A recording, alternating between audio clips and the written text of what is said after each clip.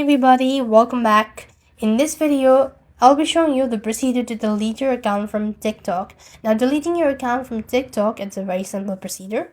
If you're tired of using TikTok account, or if your account has been hacked, or if you no longer want to continue TikTok, then you can delete your account. To do this, open up your TikTok application, log in. Next, you want to click on the profile from the bottom right corner of your screen.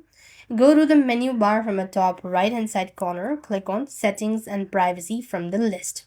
When you go to Settings and Privacy from the list, you then need to go and click on the Account section, and there at the bottom you have these deactivation or deletion.